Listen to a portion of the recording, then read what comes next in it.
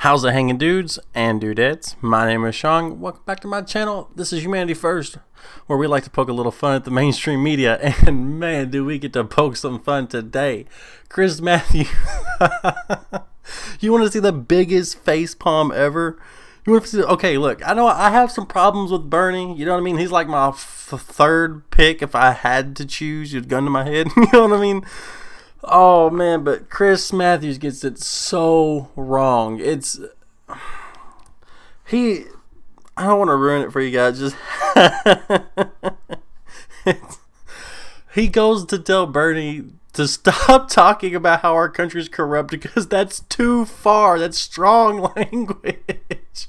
I can't. Roll the clip. Sanders from tonight. Chris Matthews, in addition to his duties in the spin room, has been watching and thinking about all this.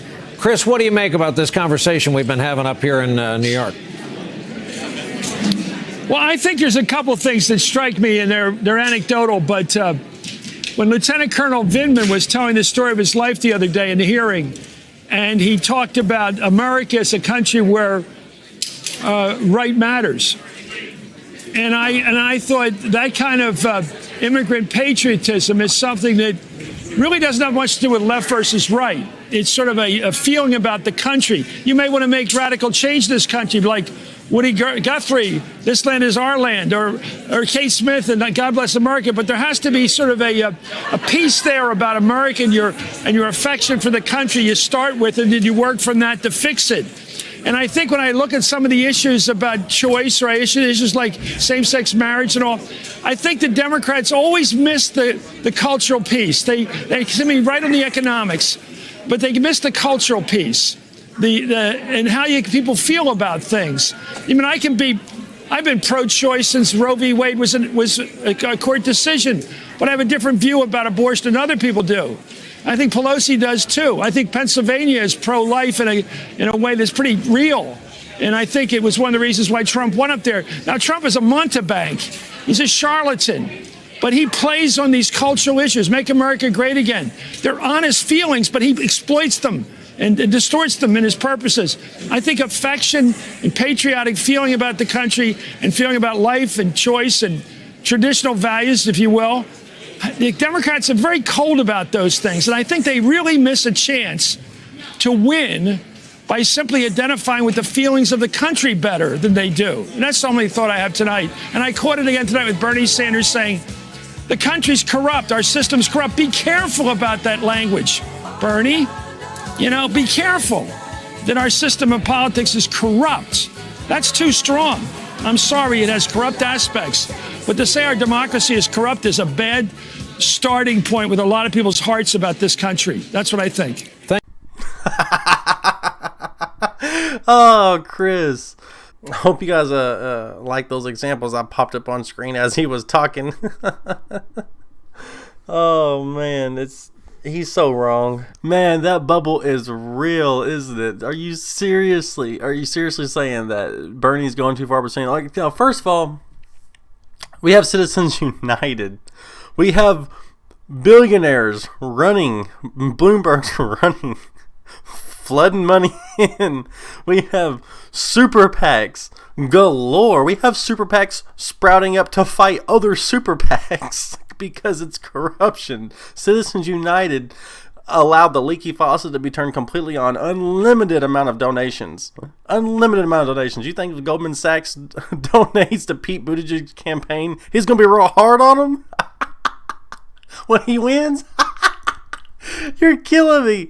Oh my God. My sides are hurting. Oh, okay. Yes, it's corrupt. Just look how they're treating Yang and Tulsi and Bernie on MSNBC. It's so corrupt.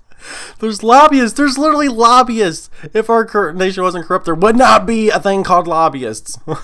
Like, stop it.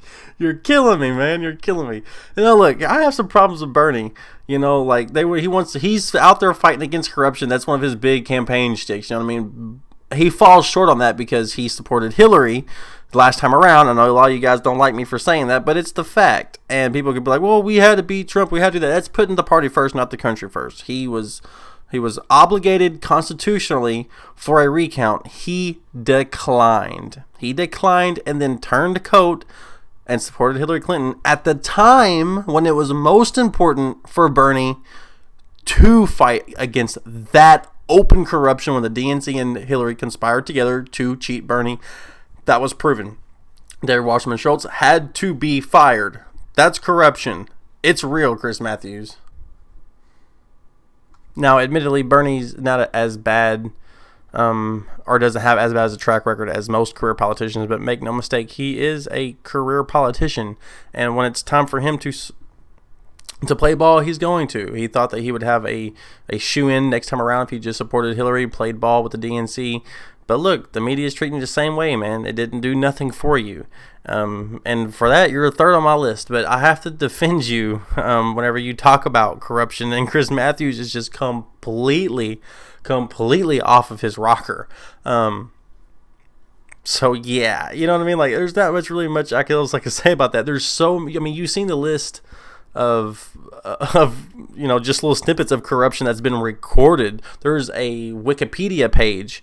You can just Google. I have up here Google examples of corruption. There's Wikipedia pages for corruption, and it lists all the corruption that's ever been,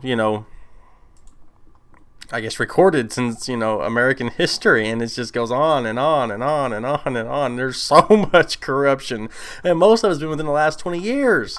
That's what's really sad about it all. So, I'm sorry, Chris, man, but it's so funny that the media guy is telling a politician, hey, don't talk about the corruption.